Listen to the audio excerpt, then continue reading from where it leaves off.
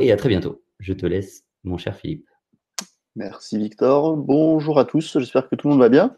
Donc, moi, voilà, c'est Philippe. Je suis professeur de mathématiques en Île-de-France, dans l'Essonne exactement. Et j'ai donc dirigé la rédaction donc, du manuel de spécialité en mathématiques en terminale. Et j'ai fait aussi celui de seconde et de première. Donc, du coup, vous verrez peut-être ceux qui connaissent les manuels de seconde et de première, vous verrez certainement des choses qui se ressemblent parce qu'on a quand même gardé certains points qui nous paraissaient plutôt bien et qui avaient été appréciés de la part des, euh, des professeurs. Alors, vous n'hésitez pas si à un moment, alors déjà, est-ce que, même question que Victor, j'espère que tout le monde me voit et m'entend. Donc, je vais attendre que tout le monde réponde. Ok, merci Sébastien. Il faut savoir, en fait, je vais vous parler assez longuement. Je vais vous présenter deux choses, hein, donc la façon dont on travaille justement cette collaboration avec toute l'équipe des co-auteurs. Et puis ensuite, je vais vous présenter rapidement quelques pages du manuel. Donc, si vous ne m'entendez pas, ça risque d'être un peu long, mais visiblement tout va bien, donc c'est parfait. Vous n'hésitez pas, puisque mon intervention va être assez longue, à intervenir dans le chat, vous posez vos questions.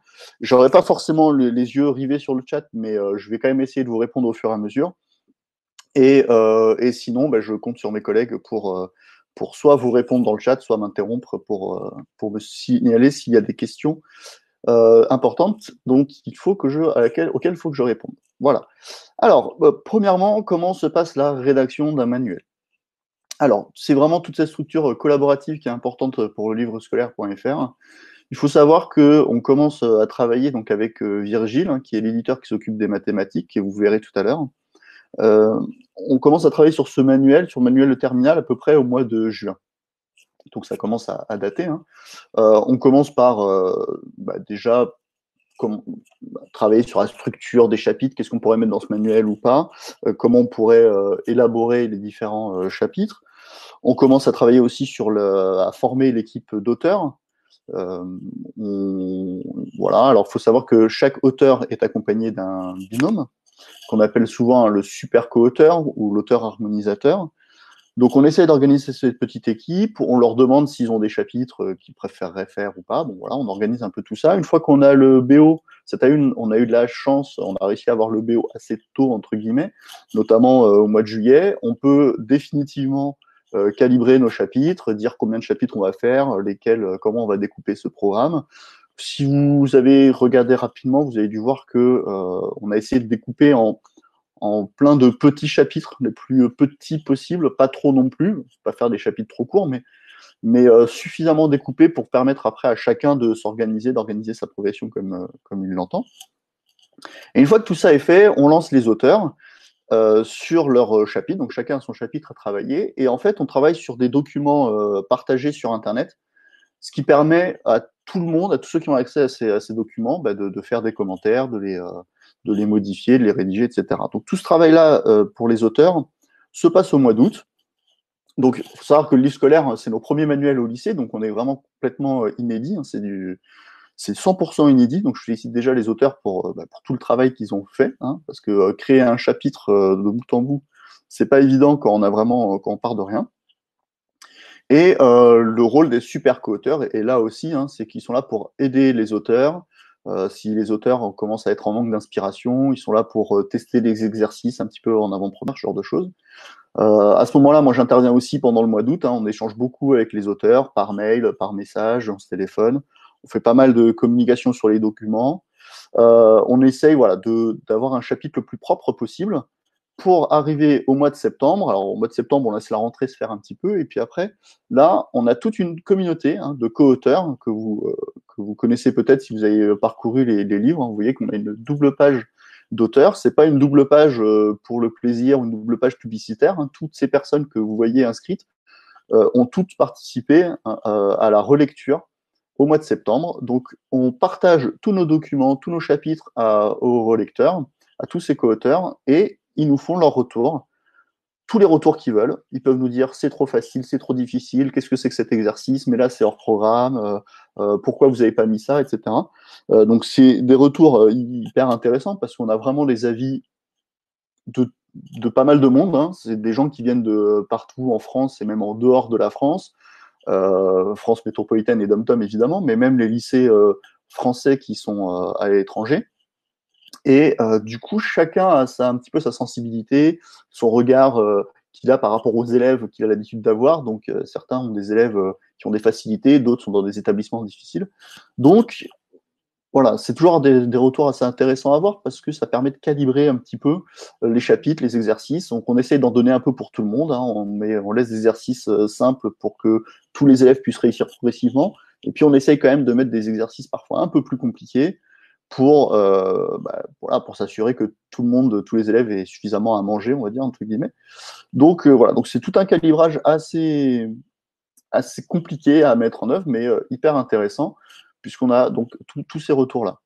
Pendant ces retours, les auteurs, évidemment, participent aux échanges avec les co-auteurs, hein, et puis moi-même, ça m'arrive d'intervenir.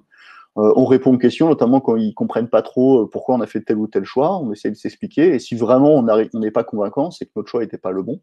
Donc ça nous arrive de changer. Toute cette période-là, voilà, nous amène à peu près fin septembre. À partir de là, les auteurs retravaillent leur chapitre. Et là, on essaye vraiment de peaufiner au maximum. On essaye de corriger un maximum d'erreurs de calcul qui ont pu apparaître, ce genre de choses. Et à partir du mois d'octobre, ces documents qui étaient uniquement des documents Internet en ligne, euh, pas vraiment mis en page, et puis avec les outils dont on dispose notamment pour faire des maths, euh, on arrive enfin à la première vraie mise en page graphique, on va dire, telle que ça apparaîtra dans le manuel. Et donc là, on a une graphiste vraiment attitrée pour chaque manuel, et donc notamment pour le manuel de mathématiques spécialité, c'est Julie qui a travaillé sur les manuels et qui travaille avec nous depuis la seconde et qui fait vraiment un super travail avec tous nos manuels de seconde. Donc je tenais ici vraiment à la remercier et la féliciter parce que avec toutes ces formules de maths qui sont pas faciles à gérer sur les documents en ligne, ben, c'est encore moins facile à gérer sur la version papier. Et elle a fait preuve de beaucoup de patience et nous a fait un travail de très grande qualité. Donc, ben, merci à elle, parce que si vous voyez le manuel tel qu'il est, c'est grâce à elle. Donc, voilà, merci Yves de confirmer, parce que voilà, on est vraiment assez fan de cette présentation du manuel. Alors, Julie, au-delà de faire des jolies choses, donc du coup met en page tous ces chapitres-là, hein, les chapitres de tous les auteurs sont mis en page pour une première fois. Et donc la première mise en page est un peu la plus dure, hein, parce qu'en fait, c'est là qu'on se rend compte que soit tout déborde, il y a beaucoup trop, soit au contraire, il y a des grands blancs dans les pages. Donc on essaye de faire tenir ça au mieux. Et là, les auteurs n'interviennent plus, les co-auteurs n'interviennent plus, tout se fait un petit peu en interne. Et notamment, mon rôle en tant que directeur d'ouvrage, ben, c'est de reprendre voilà, tous ces chapitres, d'harmoniser l'ensemble des chapitres et notamment de faire des coupes là où c'est nécessaire, sans saper le travail des auteurs. Hein, mais il y a un moment, voilà, s'il faut que ça tienne sur une page, il faut que ça tienne sur une page. Donc, on réorganise tout, on réécrit, on modifie, on corrige les coquilles, etc., etc. On fait une deuxième mise en page, on recorrige, une troisième mise en page, on recorrige. On fait ça autant de fois alors pas autant de fois que nécessaire, mais en tout cas un certain nombre de fois, pour arriver à un résultat presque final qu'on repartage aux co-auteurs. Donc les co-auteurs, cette fois-ci, reçoivent à nouveau les chapitres, mis en page, bien présentés, tout propre, tout beau, et nous font à nouveau leur retour sur des choses qu'ils avaient vues, peut-être sur des choses qu'ils avaient fait déjà la remarque, et puis finalement, ça n'a pas été pris en compte pour une raison X ou Y, puis ils nous refont des retours, on rechange.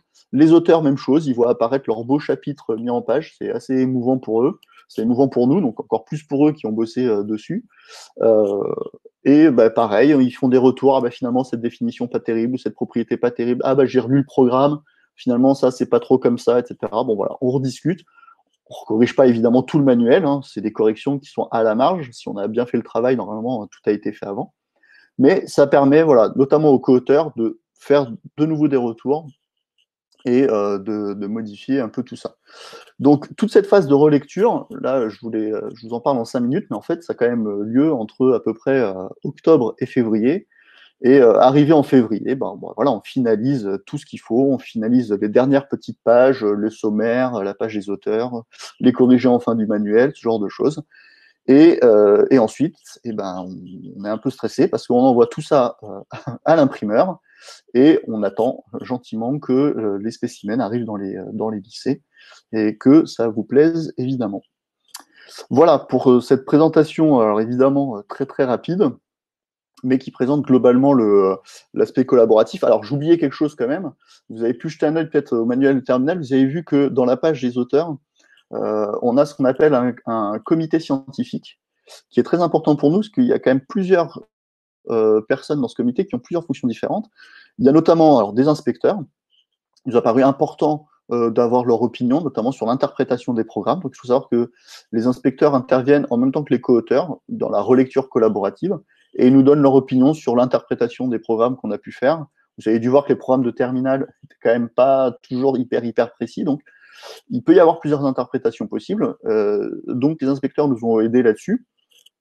Mais on a également des enseignants-chercheurs en probabilité, donc notamment avec l'apparition de l'inégalité de bien-aimé de Chebyshev ou bien la somme de variables aléatoires, ce genre de choses. Il nous a semblé important d'avoir un retour un peu plus universitaire sur ces chapitres-là, qui sont peu connus des profs de maths. Donc voilà, et on a notamment un enseignant-chercheur en histoire des mathématiques, puisque depuis le début dans nos manuels, nous présentons l'histoire des mathématiques. Alors non seulement c'est dans le programme, mais c'est quelque chose qui nous plaisait de faire. Et cette année, on a eu la chance donc d'avoir un enseignant-chercheur qui nous a donné pas mal d'informations, qui a corrigé nos blocs histoire des maths et qui nous a permis d'aller un peu plus profond, au-delà de la simple anecdote de l'histoire de maths. On a pu en fait aller un peu plus loin dans la philosophie vraiment des mathématiciens de l'époque et pas juste balancer des infos, on va dire, un peu classiques comme on peut les voir. Donc j'espère que ça vous plaira et que voilà, que vous apprendrez des choses grâce à nous et que du coup vos élèves apprendront des choses grâce à nous. Voilà pour le collaboratif pour la création des livres de maths, donc pour ce manuel terminal hein, de juin jusqu'en février. Donc c'est quand même pas simple. Voilà. Est-ce que j'enchaîne ou est-ce que vous avez quelques petites questions? Ça a l'air d'aller. Alors, je vais vous partager mon écran. On va regarder. On va pas feuilleter tout le manuel de mathématiques, mais on va regarder un chapitre en particulier pour vous remontrer un peu les quelques pages qu'on a décidé de garder, celles qu'on a ajoutées, et voilà, pour vous montrer un peu la philosophie dont on a construit ce manuel de mathématiques chez lelivrescolaire.fr. Donc, je vous fais un partage d'écran. Et normalement, vous devriez voir apparaître hop, mon écran. J'espère que ça va marcher. Tac. Est-ce que tout le monde voit bien apparaître cette double page de présentation de la partie analyse?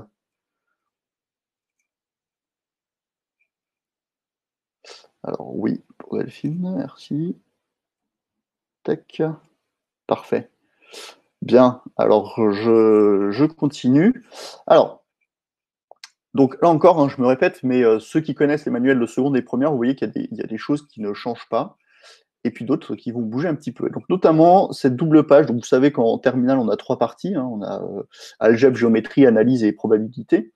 Donc pour l'ouverture de chacune de ces parties, on a eu à cœur donc vraiment de faire une ouverture historique, présenter donc évidemment quelques portraits de mathématiciens et mathématiciennes. C'est pas toujours facile parce que les mathématiciennes les travaux des mathématiciennes ne sont pas très connus par rapport à ce qu'on fait dans les programmes de collège et de lycée.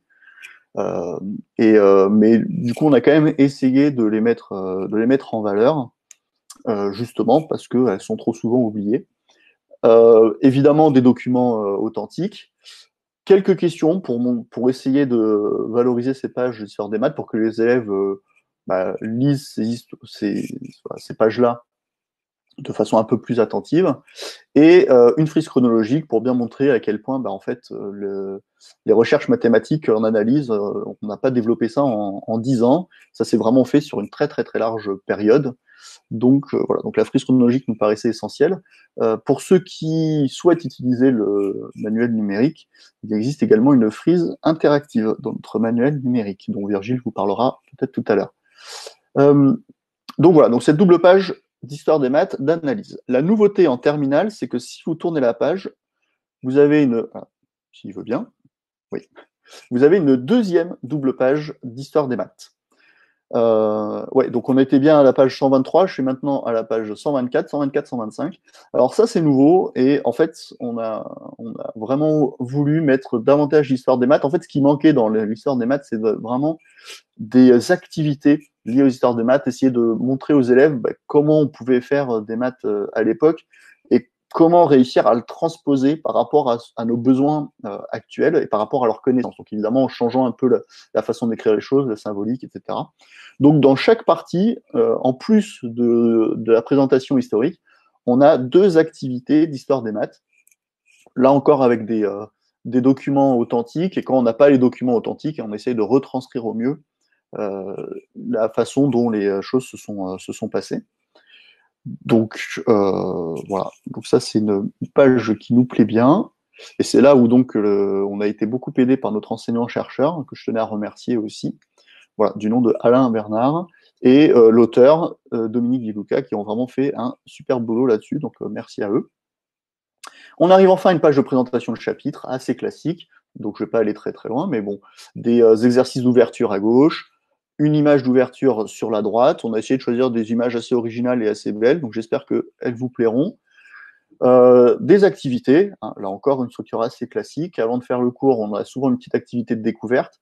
Chez le livrescolaire.fr, on aime bien avoir des activités qui se font en une demi-heure, 40 minutes maximum pour être sûr que l'élève ait le temps de les travailler en classe et pour être sûr surtout que les, euh, les élèves aient le temps de les travailler et que les profs aient le temps de faire un bilan avec les élèves, voire commencer un peu l'institutionnalisation dans le cahier de cours. Voilà. Euh, du coup, toujours un objectif et une question bilan dans ces activités pour que l'élève ne perde pas de vue ce qu'il a envie de faire et là où il veut arriver et surtout à quoi a servi cette activité. Des pages de cours, voilà, donc là c'est ce que je vous disais en termes de graphisme, moi je trouve que c'est très bien fait, très joli, bon, ce n'est que mon avis personnel, mais moi j'aime beaucoup. Alors des définitions, des exemples, des applications et méthodes corrigées, vous allez me dire, tout ça, c'est rien de bien nouveau. Des démonstrations qui peuvent être soit présentes complètement, soit présentes sous forme d'exercice. Est-ce que j'en ai vu passer une quelque part? Non. Hop. Voilà, ici par exemple, démonstration sous forme d'exercice. Vous avez des remarques sur le côté. Bon, voilà, tout un tas de choses. Je vais passer parce que là, pour le coup, voilà, bon, ça reste du cours. Je ne voudrais pas vous spoiler tout le cours sur les suites. Voilà, je remercie également les infographistes qui ont travaillé sur tous nos graphismes. La fiche de révision qui existait déjà en seconde et en première, qu'on a gardée parce que ça plaisait vraiment, deux types de fiches de révision, quoi. La fiche de révision en tant que telle, pour montrer aux élèves à quoi peut ressembler une fiche de révision. C'est qu'un exemple, évidemment, on peut juste montrer ça aux élèves, et puis après, chaque élève, avec sa sensibilité, la façon dont il a compris le cours, peut faire sa propre fiche. Et puis, les cartes mentales, qui sont devenues depuis à la mode. Mais là encore, c'est juste une façon pour montrer aux élèves, les élèves qui ont plus une mémoire visuelle, comment construire une carte mentale sans qu'il y ait trop d'informations et en même temps pour qu'elle contienne quand même les informations essentielles. Des auto-évaluations, donc des QCM corrigés avec des QCM avec réponse unique, avec réponse multiple, et évidemment des QCM aussi, évidemment une auto-évaluation avec des problèmes parce que c'est bien que l'élève s'auto-évalue pas seulement sur des QCM, mais aussi sur les problèmes. Ils sont tous corrigés en fin de manuel. Dès que vous voyez un exercice avec un petit encerclé bleu, c'est-à-dire que c'est corrigé à la fin du manuel. Les TP informatiques, 2 TP par chapitre. Là encore, on a gardé un principe qui avait beaucoup plu dans les manuels de première et de seconde. C'est le principe d'avoir plusieurs méthodes de résolution pour un même TP. Ce qui permet finalement au professeur de faire un petit peu en fonction de ce qu'il a vu en classe. Donc soit le tableur, soit Python. Il y a aussi, alors là, il n'y a que tableur et Python, mais vous trouverez aussi parfois la calculatrice, ou bien GeoGebra. Merci Yves. Voilà. C'est le retour qu'on a eu. C'est vrai que, alors c'est très compliqué à mettre en œuvre, mais et à mettre en page aussi d'ailleurs. Mais c'est vrai que globalement, le retour des professeurs était assez satisfait de ce genre de choses, notamment pour les professeurs qui sont dans un lycée numérique qui travaille avec tablette. Ils sont bien contents de pouvoir passer de Python au tableur. L'autre point qui nous a paru essentiel, évidemment, en plus de l'objectif qui est clairement énoncé, c'est que ce TP-là, comme pour les activités, doit être réalisable assez rapidement, en une demi-heure, 40 minutes. Parfois, vous verrez qu'il y a des TP qui se font en 10 minutes. Hein, il y a des méthodes, la méthode Python, là, par exemple, du TP1, peut être assez rapide à faire, mais ça permet justement à l'élève déjà de prendre le temps de faire son TP, de vraiment y réfléchir sans se précipiter, sans que le prof soit obligé de balancer les réponses parce qu'il n'y a plus beaucoup de temps. Et du coup, ça permet aussi de discuter du TP avec l'élève à la fin. Donc voilà, comme pour les activités, on essaye de faire en sorte que tout tienne sur une séance de cours. Des petits encadrés pour aller plus loin, qui sont, alors là, pour le coup, souvent davantage des méthodes algébriques à faire au stylo et au papier, et pas par méthode informatique, mais qui permet aux élèves de réfléchir un petit peu plus. Hop. Alors, je fais une petite pause, hein, je regarde juste au niveau du chat, mais j'ai pas l'impression d'avoir raté grand-chose. Je vois que mes collègues répondent aussi, donc c'est parfait. Alors, je m'arrête ici sur travailler les automatismes. Bon, vous savez que le programme insiste beaucoup là-dessus, mais je pense qu'on n'a pas eu besoin d'attendre le programme pour savoir qu'avec les élèves, on a besoin de travailler les automatismes. Il n'y avait qu'une seule page, en seconde et en première. On nous a fait des retours là-dessus, et c'est vrai qu'on y avait déjà pensé, mais il nous semblait important de mettre une double page finalement sur travailler les automatismes, notamment en terminale, les chapitres sont plus gros, il y a plus de choses à faire. Donc nous voici avec une double page de travailler les automatismes qui permettent vraiment de faire des calculs pour mémoriser le cours, notamment vous voyez sur les opérations, sur les limites, donc il y a tout un tas de calculs. Et ça permet aussi aux élèves de savoir que s'ils ont besoin de réviser pour un contrôle, hop, c'est sur cette page-là qu'ils doivent se concentrer pour avoir les bases du cours. On a gardé ce bloc à l'oral qui existait déjà avant. Alors, c'est pas lié au grand oral, hein, à l'épreuve orale de terminale. C'est vraiment plus des petits exercices assez courts, mais pour montrer aux élèves que les mathématiques ne se font pas seulement à l'écrit, c'est aussi important d'être capable d'argumenter oralement, d'expliquer ce qu'on fait, pourquoi on le fait. Donc, c'est des exercices assez courts qui peuvent nécessiter, là, je vois l'écran de calculatrice, ce genre de choses, mais voilà, qui obligent les élèves un petit peu à argumenter à l'oral. Pas seulement dire, voilà mon calcul à l'écrit, ou est-ce que voilà, ou au tableau. Donc, ça nous a paru important. Et on a un petit bloc là qui est assez nouveau par rapport aux deux autres manuels sur les exercices inversés. Là aussi, c'est une façon un peu originale pour les élèves et un peu plus, j'allais dire enrichissante, c'était pas le bon mot, mais pour savoir s'ils ont bien compris le cours, c'est bien aussi de leur demander, donc dans ce type d'exercice inversé, en fait, on leur donne des réponses et on leur demande de créer un énoncé lié à ces réponses-là. Et ça leur permet de voir s'ils ont bien compris le cours et si finalement ils sont capables d'avoir un bon raisonnement. Parce que justement, les automatismes, on a essayé de se dire, faut pas trop mélanger avec les recettes de cuisine. Et pour être sûr que l'élève ne balance pas les réponses comme ça, parce que simplement il les a apprises par cœur, on vérifie avec l'exercice inversé s'il a justement acquis les bons automatismes. Donc voilà, donc ça nous a paru important d'en mettre ici. Si je tourne la page, on arrive à ce qu'on a appelé les exercices d'entraînement, avec des exercices flash qui peuvent servir d'exercices un peu de routine, de début de séance, des exercices d'échauffement. Bon, après, tout dépend des habitudes que vous avez. Mais voilà, on en a mis un pour chaque partie. Alors, on a fait en sorte que ces exercices d'entraînement par partie soient vraiment indépendants les uns les autres. Alors, c'est pas toujours le cas, hein. Il y a des chapitres où les parties sont fortement dépendantes. Mais quand on pouvait, on a essayé de faire en sorte que les exercices dans chaque partie soient indépendants de partie par partie pour permettre justement aux élèves de bien se concentrer sur la partie sur laquelle on est en train de travailler actuellement.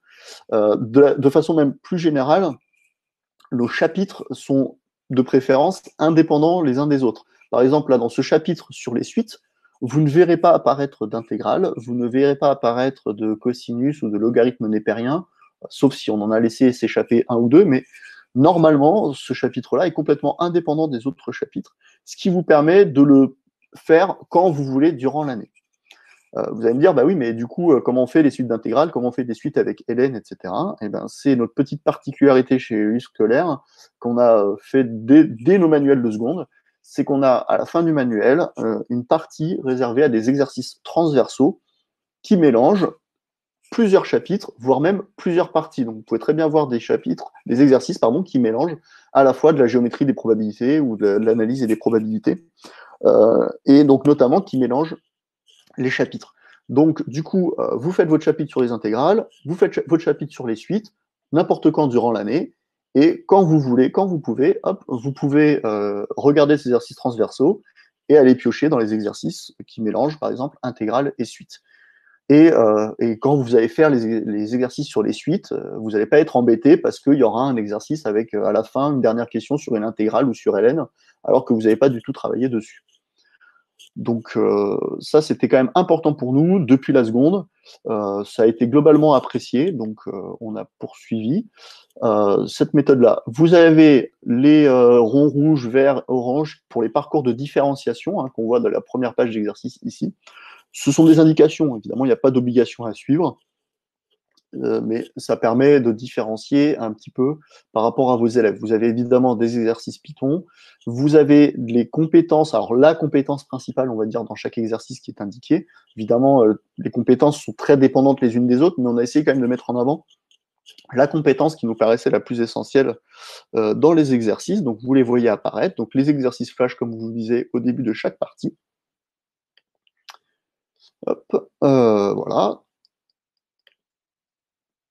Toc, toc, toc, toc. Et enfin, on arrive aux exercices de synthèse, puisque je vous ai dit que les parties, les exercices d'entraînement étaient le plus possible indépendants partie par partie. Il a fallu évidemment à un moment faire des exercices qui mélangent toutes les notions du chapitre, et ce sont donc les fameux exercices de synthèse qui permettent donc de préparer notamment un élève à un contrôle. Donc vous aurez dedans des exercices de bac, mais pas que. Vous avez évidemment les approfondissements du programme, vous avez des blocs histoire des maths. Il y a pu en avoir ailleurs, je l'ai peut-être zappé, mais vous avez des petits blocs histoire des maths, vous en aurez régulièrement tout au long du manuel. Notamment, il y a toujours une petite anecdote au début de chaque chapitre. Alors là, mon calaméo ne veut pas. Voilà, ça y est, il avait un peu de mal à tourner. Voilà. Et à la fin de chez page de synthèse, vous avez un bloc grand oral, donc cette fois-ci qui concerne vraiment l'épreuve orale de fin de terminale. Vous avez dans ce bloc grand oral, vous avez en fait plusieurs thématiques. Et là, par exemple, on voit que la thématique présentée dans ce chapitre-là, c'est préparer sa présentation. Donc, on va ici donner quelques méthodes pour l'élève pour préparer sa présentation de grand oral. Vous voyez qu'il y a écrit, alors vous voyez peut-être pas si je zoome un petit peu, s'il veut bien, voilà. Euh, il y a un 2 sur 4 écrit au niveau de préparer sa présentation. Ça veut dire qu'il y a 4 chapitres qui présentent ce thème-là, préparer sa présentation. Mais vous verrez d'autres chapitres qui présentent les autres thèmes, trouver un sujet, répondre aux questions du jury, etc. Donc, on a préféré mettre comme ça des petits bouts un peu partout dans le manuel et un peu génériques parce qu'en fait, chaque élève, chaque professeur, selon sa sensibilité, va préparer le grand oral.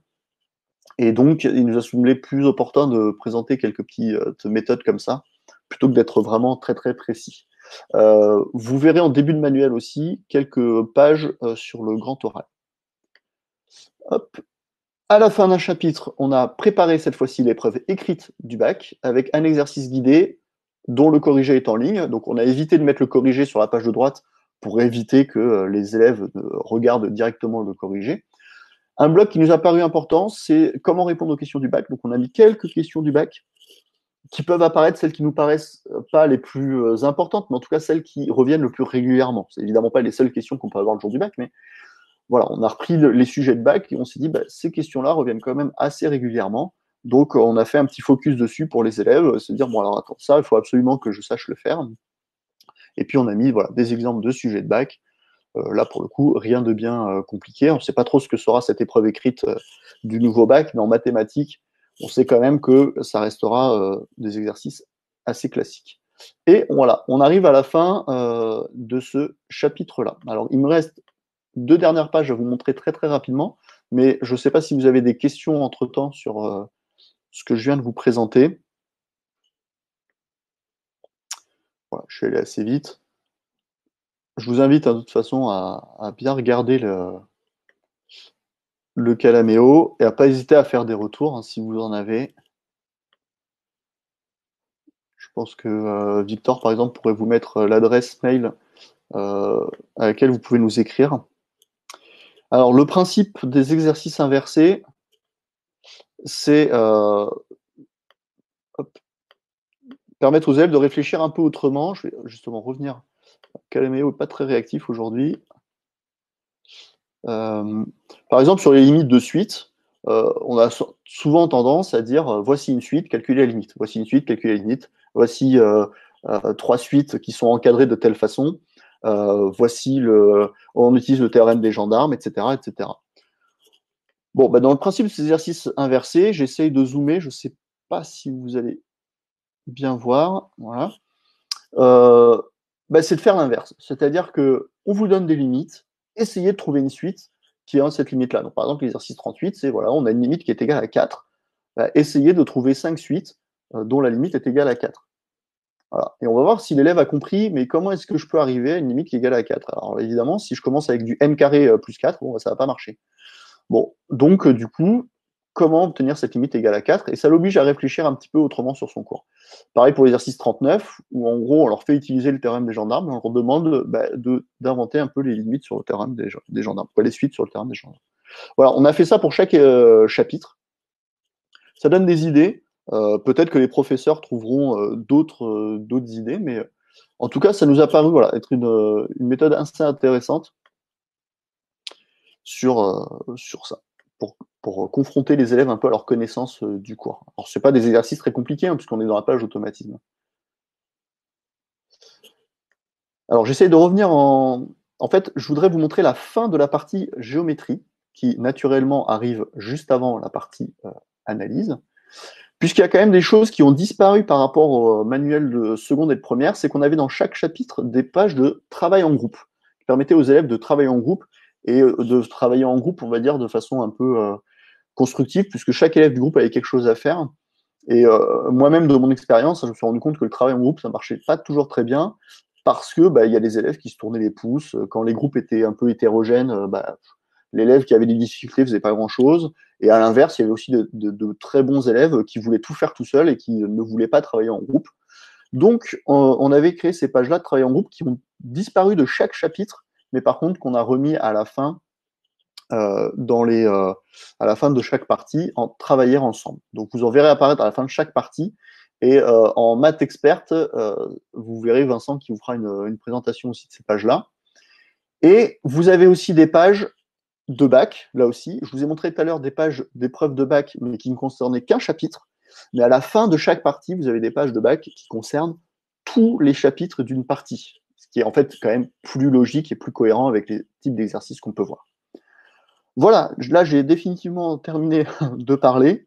Voilà, j'espère ne pas avoir été trop long. Vous pouvez vous réveiller, parce que là maintenant, je vais pouvoir laisser la parole à Vincent, qui va vous présenter le manuel de maths experte. Avant de lui laisser la parole, peut-être, je ne sais pas si vous avez des questions, des précisions à demander, n'hésitez pas. Je ne sais pas si vous avez eu l'occasion de feuilleter le Calaméo avant. Merci Anaël, c'est très gentil. Est-ce que... voilà. Je ne sais pas si vous connaissiez le manuel de première et de seconde. Ceux qui connaissaient ce manuel, évidemment, vous allez voir des similitudes. Ok, merci Sébastien. Merci beaucoup. Merci. Bon, alors j'espère que du coup, si vous les utilisez, j'espère que vous verrez qu'on a quand même essayé de faire en sorte d'améliorer ce qui a plu. Et puis voilà, pour en faire un manuel encore meilleur. Alors merci à tous, merci à vous. Je laisse la parole à Vincent qui s'impatiente de vous présenter son beau manuel de mathématiques experte. Alors je vais quitter le partage et merci à tous. Voilà. Je pense que c'est bon. Ok, merci Philippe.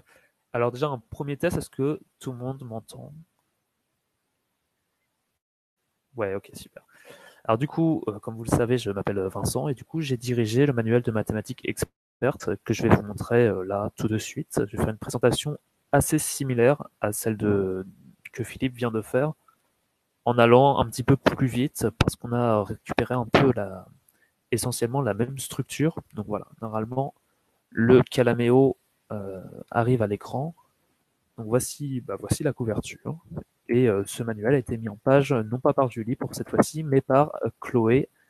Donc on démarre avec la page de la communauté d'auteurs, donc la présentation d'auteurs avec les différents rôles que chacun a eu dans la conception du manuel. Donc tous les rôles qu'a pu énumérer Philippe tout à l'heure, le comité scientifique, les co-auteurs, les super co-auteurs et les auteurs, et également les professeurs documentalistes qui ont travaillé en particulier sur l'histoire des maths.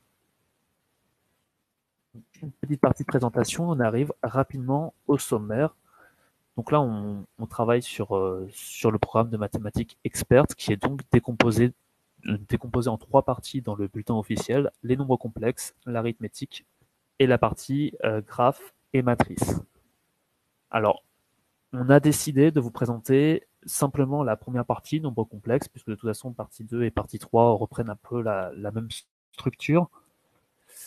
Cette partie, elle est décomposée en 2 chapitres. C'est un choix éditorial qu'on a fait par rapport à ce qui est indiqué dans le bulletin officiel, qui distingue à plusieurs reprises la partie algébrique des nombres complexes de la partie géométrie des nombres complexes. Donc il nous semblait essentiel de reprendre cette distinction en 2 parties. Donc ça nous donne une première partie, nombres complexes, avec, comme pour la partie spécialité, mathématiques spécialité, une double page d'ouverture sur laquelle on présente les différentes notions.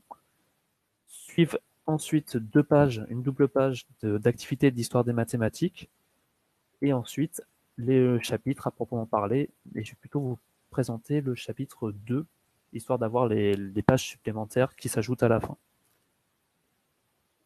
Alors, donc on retrouve la même structure que pour le manuel de mathématiques spécialité, des exercices avant de commencer afin d'être sûr que toutes les notions et tous les prérequis sont bien présents et bien réentraîner les élèves aux besoins. Des activités d'introduction pour présenter les nouvelles notions et dégager quelques propriétés. Le cours, bien sûr, avec des démonstrations, des exemples, tout ce qu'a pu montrer déjà Philippe précédemment. La fiche de révision accompagnée de la carte mentale et la partie auto-évaluation qui est essentiellement la même que celle pour le programme du manuel de spécialité. Le TP avec toujours ces 2 méthodes de résolution. Et la partie exercice cette fois-ci. Donc toujours pareil, les automatismes pour travailler un peu les applications directes, les méthodes essentielles du cours. Une partie assez importante d'exercices d'entraînement. Les exercices de synthèse, c'est dans ces exercices-là que vous allez retrouver ce que le bulletin officiel appelle les problèmes possibles, qui sont essentiellement des petits prolongements du programme. Et à la fin de chaque chapitre, vous avez une petite partie grande orale. Et on a fait le choix de relier le grand oral de mathématiques expertes au programme de mathématiques spécialité. Donc dans ce chapitre en particulier, on va parler de la linéarisation de polynômes trigonométriques et d'application à un calcul d'intégrale. Voilà, utiliser les nombres complexes pour calculer une intégrale trigonométrique. Donc le chapitre ici à proprement parler est terminé. Suivent à la fin de chaque partie, donc à la fin de complexe, à la fin d'arithmétique, à la fin de graphes et matrices, 2 pages, une page travailler autrement, qui ne se trouvait pas dans le manuel de spécialité. Les pages de travailler autrement sont construites ainsi. D'abord, une production d'élèves qu'on donne à nos élèves, à nous, et à qui on propose de faire une correction, arranger quelques points de rédaction, retrouver des erreurs. Tout est parti exercice inversé, voilà, dont Philippe vous parlait tout à l'heure. Partir de la solution pour construire un énoncé possible du problème et un petit travail de recherche et d'exposé pour développer des compétences orales. À côté de cela, la partie travailler ensemble avec les travaux de groupe qu'exposait également Philippe tout à l'heure. Et ensuite, et là c'est la nouveauté, pas de page pour préparer le bac parce qu'il n'y a pas d'épreuve terminale pour l'option de mathématiques experte, mais une partie pour préparer à l'enseignement supérieur. Donc, pas de mystère non plus, on s'est inspiré de ce que pouvait dire le bulletin officiel pour concevoir ces pages. Et il apparaissait dans le bulletin officiel la notion de groupe, de corps, d'anneau, enfin de structure algébrique de manière générale.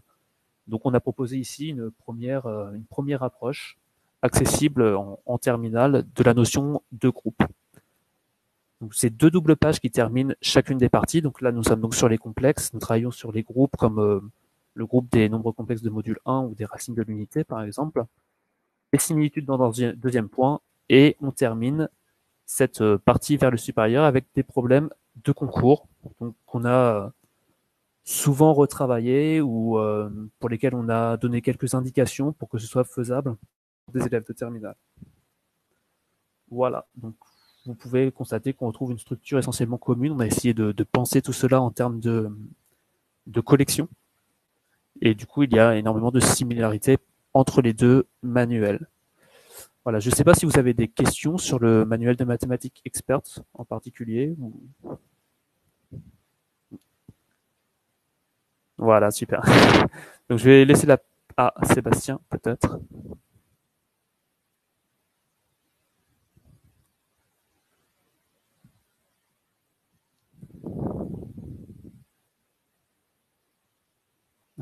Merci Sébastien. Alors, je vais laisser Virgile parler. Donc, Virgile, c'est l'éditeur. Il va vous parler de toute la partie numérique, des manuels numériques qu'on va mettre en place. Voilà, merci à tous. Virgile, je te laisse la parole. Bonne journée. Impec, merci Vincent. Même question que tout le monde. Est-ce que vous me voyez? Alors attends, peut-être Vincent, il faut que tu arrêtes ton partage d'écran maintenant. Vu que je ne vais pas forcément parler. Oui, impec, merci. C'est bon, vous me voyez, vous m'entendez, très bien, cool. Du coup, comme Vincent l'a dit, moi je suis l'éditeur pour la collection des manuels de mathématiques aux livres scolaires. Donc je travaille en étroite collaboration avec Vincent et Philippe, mais aussi avec les graphistes, Julie et Chloé, avec les auteurs. Donc voilà, c'est moi qui ai un peu à la charge toutes les facettes de ces projets. N'hésitez pas donc à me poser toutes les questions que vous voulez via le chat, j'essaierai d'y répondre au mieux. Et moi j'ai décidé aujourd'hui de vous présenter 3 outils numériques en lien avec nos manuels. Comme Victor l'expliquait au début, le numérique est un des piliers du livre scolaire. Donc, nos manuels papier sont également pensés pour être transposables au format numérique. Et on essaye toujours de proposer un maximum d'outils pour pouvoir innover dans ce domaine-là et puis apporter des solutions pratiques à la fois aux enseignants et aux élèves pour apprendre les mathématiques en tirant le meilleur profit du numérique. Donc, je vais également vous partager mon écran.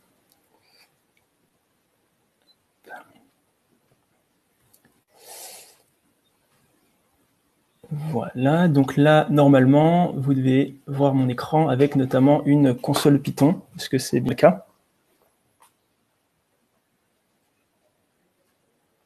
Oui, ok, parfait. Donc voilà, le premier outil numérique qu'on a développé dans nos manuels, c'est un cahier d'algorithmique et de programmation. L'idée, c'est de pouvoir répondre à la nouvelle exigence du programme concernant l'apprentissage de Python pour tous les élèves dès la seconde. Donc voilà, on a décidé de mettre dans nos manuels au format 100% numérique et gratuit tout un tas d'exercices pour apprendre Python. Donc voilà, donc là je suis dans le manuel de terminale sur notre site. Vous pouvez, sur lequel vous pouvez tous accéder gratuitement. Il y a dans le menu de déroulant à gauche tous les chapitres, et il y en a un donc qui s'appelle chapitre programmation, avec tout un tas d'exercices interactifs. Alors pourquoi interactifs? Parce qu'en fait, comme vous pouvez le voir, dans chaque exercice, il y a une console Python qui est directement intégrée, dans laquelle un élève peut écrire n'importe quel code qu'il souhaite, et ensuite, en cliquant sur ce bouton ici, on voit immédiatement le résultat du code. Voilà, c'est quelque chose qui est évidemment pas possible avec un cahier d'algorithmique papier. On peut revenir au code en cliquant ici. Donc voilà, ça nous a semblé très intéressant de pouvoir proposer cet outil-là qui permet aux élèves de vraiment manipuler et de comprendre ce qui se passe. Donc là, par exemple, si on change la valeur dans cette boucle ici, on peut revoir le résultat, voir que les variables qu'on affiche, la valeur des variables qu'on affiche a changé, comprendre pourquoi, faire des tests, voilà, vraiment un peu manipuler pour comprendre tout ça. Donc tous les exercices sont classés par thème. Il y a aussi un niveau de difficulté qui est indiqué par les étoiles là. Donc il y en a plein des exercices. On a les notions générales, comme vous pouvez le voir ici. Donc ça, c'est des exercices vraiment pure programmation. On a des exercices qui se concentrent plus sur la partie algèbre et géométrie du programme, d'autres sur la partie analyse, et enfin sur la partie probabilité. Donc en tout, il y a une quarantaine d'exercices disponibles pour maths spécialité, environ une quarantaine aussi pour maths experte. Et il y a exactement la même chose pour les manuels de seconde et première que vous avez peut-être déjà pu voir. En tout, il y a plus d'une centaine d'exercices Python interactifs sur notre site.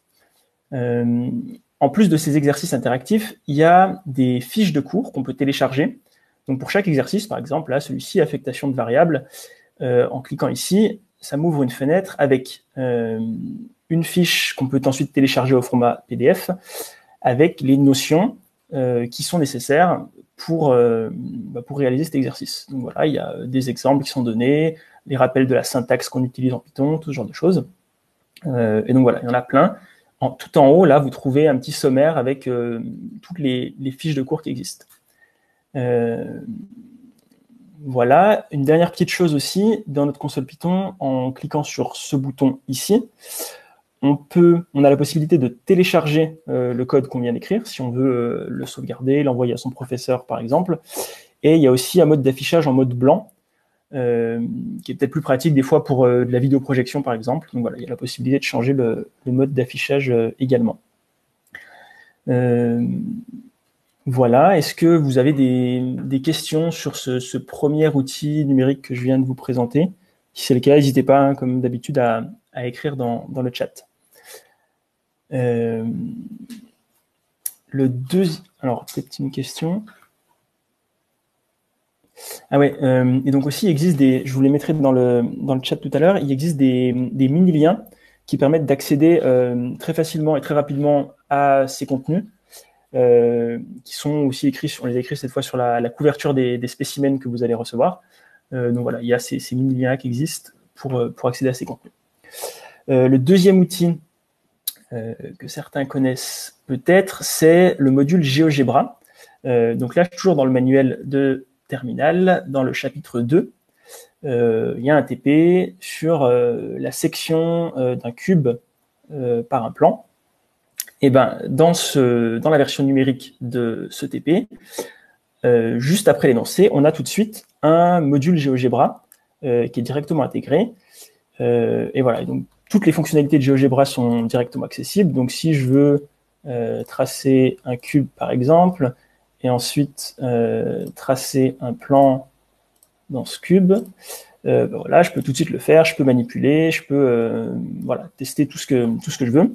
Là, je vous ai montré GeoGebra 3D, mais toutes les fonctionnalités de GeoGebra sont accessibles.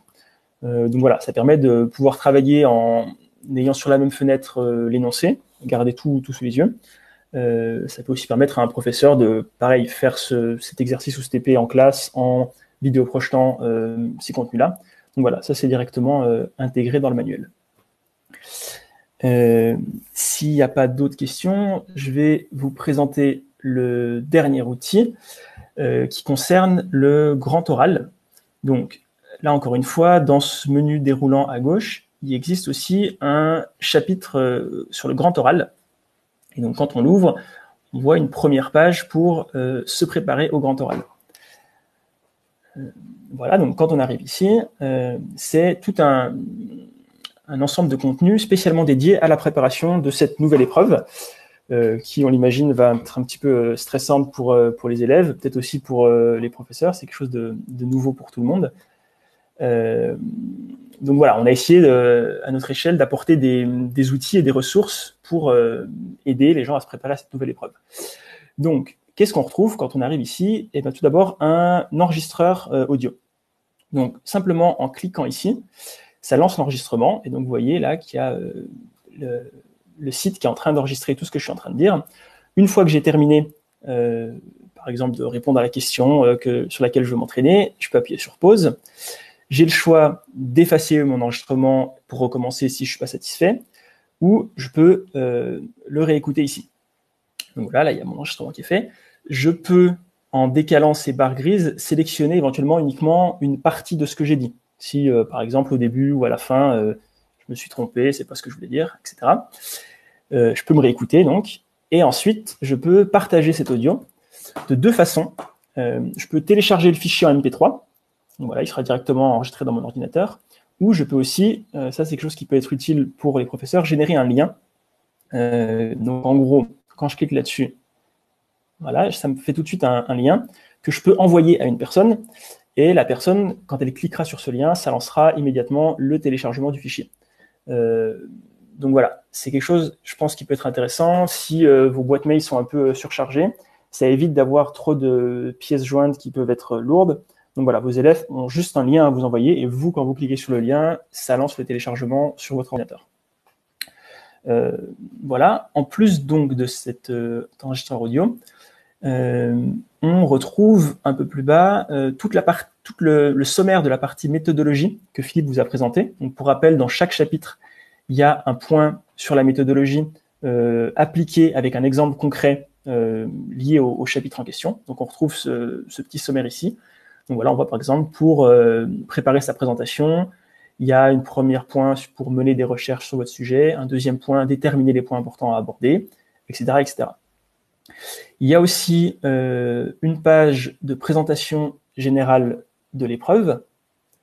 Voilà la description de l'épreuve, les différentes parties, présentation d'une question problématisée en 5 minutes, l'échange avec le jury en 10 minutes, il y a un petit temps d'affichage, voilà, et la troisième partie, discussion autour de votre projet d'orientation en 5 minutes.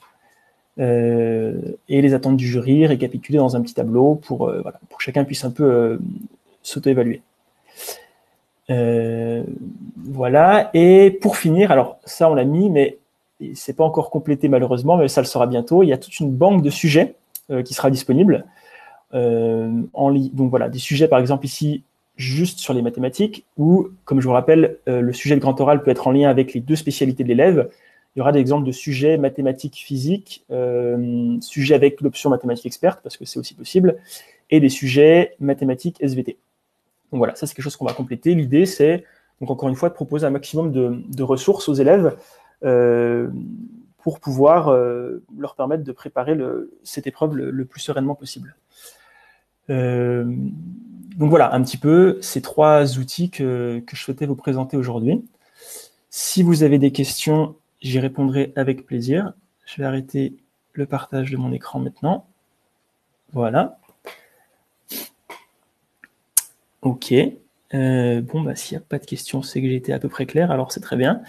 Du coup, je vais relaisser la parole à Victor, qui va pouvoir conclure cette petite présentation et vous remercier d'avoir participé. Merci beaucoup Virgile. Du coup, on va finir sur le chrono quiz. Donc là, Virgile vous a montré du coup cette fameuse complémentarité entre le contenu éditorial et le numérique.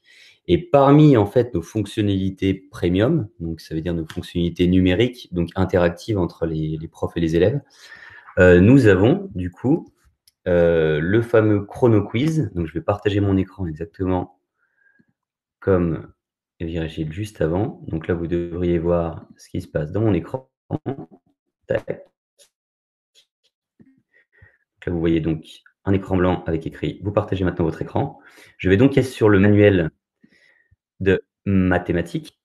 Et en fait, pour faire un petit point sur le numérique au sein du livre scolaire, on vous disait au tout début que l'intégralité du contenu éditorial était gratuit, donc consultable gratuitement sur Internet. Et en fait, effectivement, donc tout le contenu est consultable là sur notre site. Donc, si vous allez juste ici, vous pouvez consulter tous nos manuels, donc au format numérique, comme présenté à l'instant par Virgile. Mais au format numérique, on propose également une version premium de nos manuels qui permettent du coup de nombreuses fonctionnalités, comme par exemple celle de partager une page à ses élèves, de consulter les copies, de personnaliser son propre manuel et également, par exemple, de faire des quiz interactifs avec ses élèves en classe. Donc, c'est pensé pour une utilisation en classe où le prof est au tableau et il projette du coup le quiz au tableau et les élèves du coup sont sur leur chaise et répondre directement aux questions depuis leur portable ou depuis un ordinateur. Donc là, du coup, je vais accéder à ce fameux chrono quiz. Donc là, je clique sur plus et enfin quiz. Donc là, ça m'ouvre une page internet où j'arrive sur les différents quiz que j'ai faits. Là, en l'occurrence, le mien, c'est Quizmat. Voilà, je vais démarrer. En fait, là, je vous invite du coup à aller sur votre portable ou aller sur votre ordinateur, en tout cas du moment que vous avez une connexion Internet, et à taper quiz.lls.fr. Donc, quiz.lls.fr. Et ensuite, de taper le code qui est indiqué juste là sur mon écran, donc le 9501 pour identifier mon quiz. Alors, je me branche en même temps pour me connecter avec mon portable pour vous montrer donc quiz.lls.fr. On entre le code 9501. OK. L'élève a simplement ensuite à mettre son nom et il peut du coup interagir directement au tableau avec son prof. Tac. Donc là, nombre d'élèves connectés, 2, juste en bas à gauche. Très bien, je lance le quiz du coup. Juste là. Et en fait, l'idée, c'est d'avoir pensé cette utilisation pour les 5 premières minutes de classe, par exemple, ou les 5 dernières, pour revoir une notion essentielle ou pour chauffer la classe, tout simplement, au tout début de l'heure. Donc, quand a été créé le livre scolaire.fr 2013, 2002, 2018, 2009. Tac. Tac, tac, tac. Là, on voit que le temps défile et qu'en fonction du temps qui passe, on a un certain nombre de points qui nous est attribué. OK, 2009, bien joué. Tac. Et là, ensuite, on voit les scores directement. On voit que notre cher Virgile est en tête. Question suivante. Là, on a fait simplement un petit quiz de 3 questions, histoire simplement de vous montrer comment l'outil est pensé. Mais sur les autres webinaires, on essaie de faire des quiz un petit peu plus longs pour se dire au revoir en bonne et due forme. Combien y a-t-il d'exercices Python interactifs sur le site lelivrescolaire.fr 10, 50, 100 ou 200? Ça me semble-t-il que c'est Philippe qui en parlait. Voir la réponse. Tac. OK, 100. Bien joué. Et You qui est repassé en tête. Qui se cache derrière You? Et dernière question, du coup. Combien de temps dure la préparation d'un manuel avec une magnifique photo de l'équipe? Et il me semble que sur cette photo, nous avons Virgile, Vincent et Philippe. OK, 9 jours, 9 semaines, 6 mois ou 9 mois.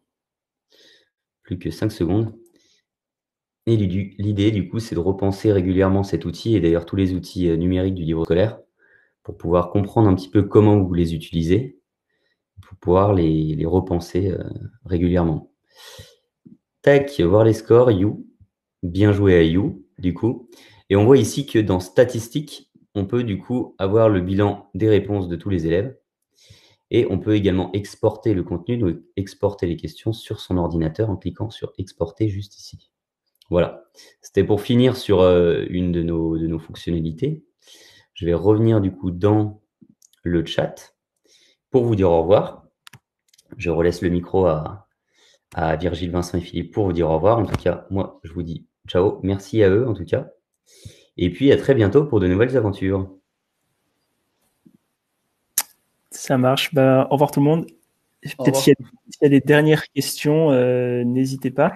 Juste quand on parlait un petit peu là de LaTeX dans le chat, j'en profite pour dire qu'aussi cette année, il y a une petite nouveauté dans le livre du professeur qui est gratuitement disponible sur notre site. Il sera également disponible au format LaTeX cette année. Donc voilà, vous retrouverez tous les corrigés des exercices à télécharger gratuitement en format LaTeX, mais également en format PDF, Word et OpenOffice. Donc voilà, ça pourrait éventuellement vous aider pour partager et modifier les corrigés de vos exercices. Ok, bon, et ben, s'il n'y a plus de questions, et ben, merci beaucoup à tout le monde. Au revoir et à bientôt. Merci à tous. Merci.